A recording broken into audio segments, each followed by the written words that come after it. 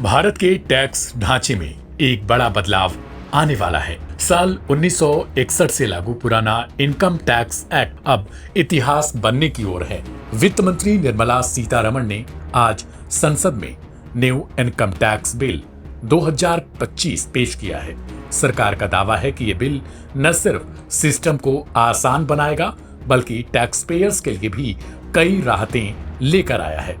चलिए जानते हैं कि इस नए इनकम टैक्स बिल 2025 में आखिर क्या कुछ है। न्यू इनकम टैक्स बिल 2025 की मुख्य बातें। साल 1961 का एक्ट रद्द होगा।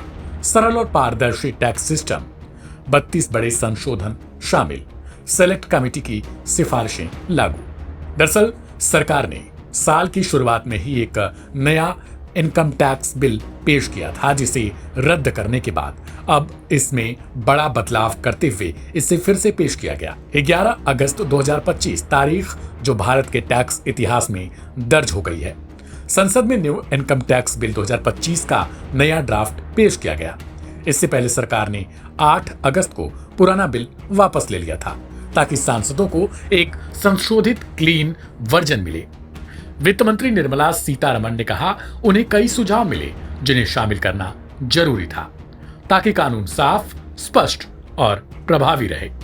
सेलेक्ट कमेटी की मुख्य सिफारिशें, शेयरों पर हुए नुकसान को आगे ले जाने की अनुमति होगी, कंपनियों के डिविडेंड पर फिर से छूट, किराए की प्रॉपर्टी पर ब्याज में छूट, प्री कंस्ट्रक्शन इंटरेस्ट में राहत।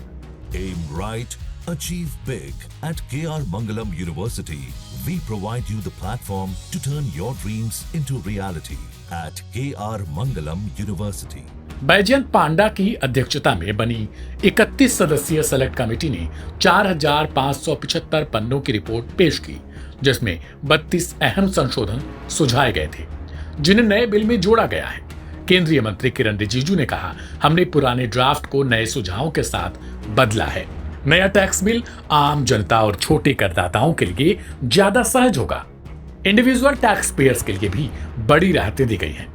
जीरो टीडीएस प्रमाण पत्र, अनजानी गलतियों पर पेनल्टी माफ है। छोटे टैक्स पेयर्स को आईटीआर लेट फाइल पर भी रिफंड मिलेगा। एनपीए की अस्पष्ट परिभाषा है। सरकार ने खास ध्यान दिया है छोटे टैक्स पेयर्स पर, जिन्हें अब अनजानी गलतियों के लिए सजा नहीं भुगतनी पड़ेगी। छोटे रिटर्न फाइल करने वालों को देर से आईटीआर दाखिल करने पर भी रिफंड मिल सकेगा। पुराने कानून को बदलने की प्रक्रिया आसान नहीं रही। 1961 से अब तक चले आ रहे सिस्टम को हटाकर एक नया फ्रेमवर्क तैयार करना, जिसमें डिजिटल युग की जरूरतों का भी ध्यान रखा जाए, ये किसी बड़े ऑपरेशन से कम नहीं। अब आगे क्या होगा? बिल पर संसद में बहस होगी, संशोधन प्रस्ताव पर चर्चा की जाएगी। राष्ट्रपति की मंजूरी के बाद ये कानून बनकर लागू हो जाएगा।